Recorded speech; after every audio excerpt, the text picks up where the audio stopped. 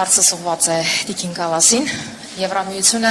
ձեր առաջարկությամբ նախատեսում էր լրացուցիչ ֆինանսավորում տալ Հայաստանին խաղաղության գործիքի միջոցով։ Ուզում եմ հասկանալ ինչ փուլում է այդ գործընթացը եւ արդյոք Հունգարիան վետո է դնում այդ գործընթացի վրա։ Ինչ փուլում է այդ հատկացման գործընթացը։ Եվ երկրորդ հարցը պարոն Միրզոյանին 4 ամիս է անցել խաղաղության այդ պայմանագրի համաձայնեցումից դուք եւ նաեւ այլ պաշտոնյաներ նշում են որ շփումներ կան Ադրբեջանի հետ բայց Ադրբեջանը շարունակում է իր նախապայմանները առաջ տանել արդյոք ինչի մասին են այդ շփումները արդյոք ադրբեջանական նախապայմանների մասին է եւ ընդհանրապես ինչ փուլում է գործընթացը եւ ձեր թույլտվությամբ նաեւ Մեկ հարց դուք նշեցիք, որ Հայաստան Եվրամիության այդ գործընկերության նոր փաստաթղթի շուրջ բանակցությունները ավարտված են, ինչ է դա նշանակում մի փոքր մանրամասնեք, արդյոք ստորագրություն է սպասվում, ժամկետներ, շնորհակալ եմ։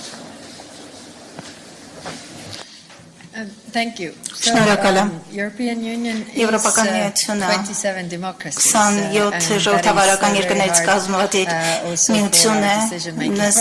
մեզ համար նույնպես բարդացնում է որոշումների կայացման գործընթացը, բայց որոշումները կայացվում են երբեմն երկիրը կարող է արգելափակել ընդունումը որոշումների, բայց երբեմն այլ երկրներ էլ իրենց կարծիքն են բարձրացնում եւ սա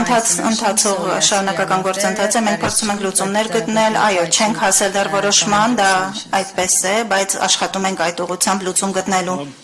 Իրավացի եք, իսկապես գրեթե 4 ամիս է անցել այն պահից, երբ մենք եւ Ադրբեջանը հայտարարեցինք, որ խաղաղության պայմանագրի տեքստի շուրջ բանակցությունները ավարտված են եւ ըստ էության պայմանագիրը պատրաստ է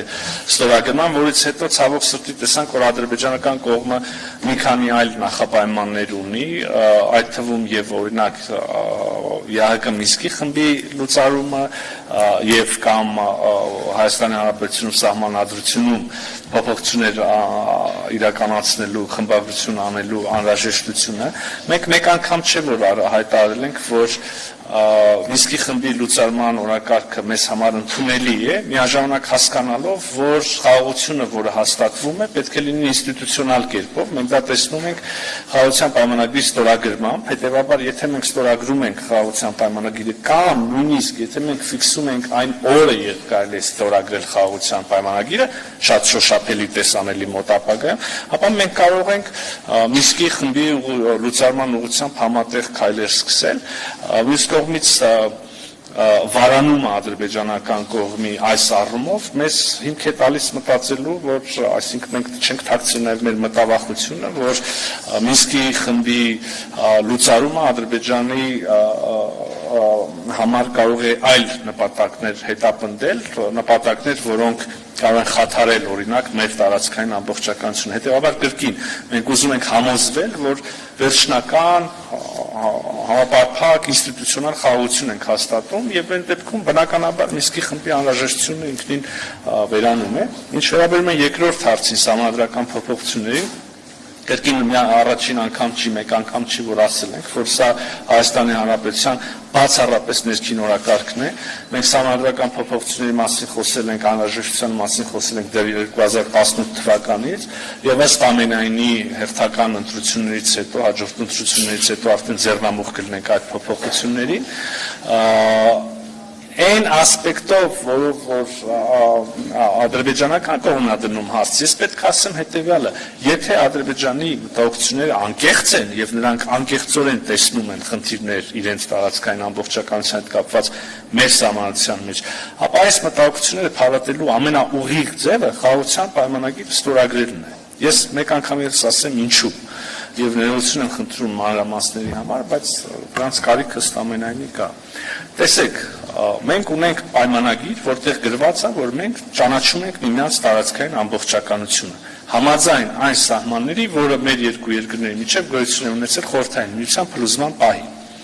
Հիմա այս ձևակերպում ստորագրելուց հետո պայմանագրի պետք է գնա սահմանադրական դատարան, չէ՞ ավելացման ընթացքում։ Եվ եթե մեր սահմանադրական դատարանն ասում է, որ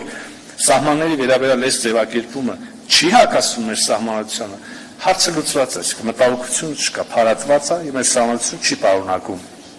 որևէ բան։ Ադրբեջանի տարածքային ամբողջականության դեմ, հաշվի առնելով, որ Հայաստանի Հանրապետության Սահմանադրական դատարանը միակ մարմինն է աշխարհում, որը կարող է եւ իրավասու է մեկնաբանել մեր սահմանադրությունը։ Եթե այլ որոշում կլինի, այն ժամանակ այլ գործողությունների անհրաժեշտություն կամ քննարկելու անհրաժեշտություն կառաջանա։ Հետևաբար կրկին մենք կարծում ենք, որ սա որևէ կերպ չպետք է լինի նախապայման խաղաղությունը վերջնականացնելու պայմանագիրը ստորագրելու համար։ Իսկ շփումները նաև այս ամեն ինչը միմյանց բացատրելու կողմերի կողմերը պետք է եւ կարող են ավելի ու ավելի հասկանալի դառնալ իրար համար, ավելի ու ավելի փառատել մտահոգություն, հետեւաբար այդ շփումները պարտադիր են եւ շարունակվելու են նաեւ առաջիկայում եւ ես հույս ունեմ, որ ի վերջո այդ շփումները, այդ բանակցությունները կհանգեցնեն եւ պայմանագրի ստորագրմանը եւ մնացած մյուս հարցերի լուծմանը։ Շնորհակալ եմ։ Բան բաց շնորհակալ չէ հարց։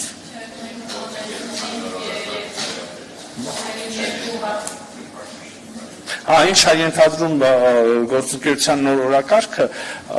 փաստաթուղթը ըստ էության ասեցի վերջնականացված է, բայց կլինի առաջիկայում փուլ, երբ այն ավելի մանրամասն կներկայացվի հանրությանը, կան բազմաթիվ ուղղություններ, երևի այս պահին ժամանակը թույլ չտա ամեն դեպքում բոլորին անդրադառնալ, բայց ի լրումն այն ամենի, ինչ մենք արդեն ունենք Եվրոպական միության այդ երկկողմ օրակարգում, այս նոր գործընկերության օրակարգը բերում է նաև հավելյալ ուղղություններ, հավելյալ մանրամասներ, հավելյալ գործիքներ, նաև հավելյալ ոլորտներ, ճիշտ ասած։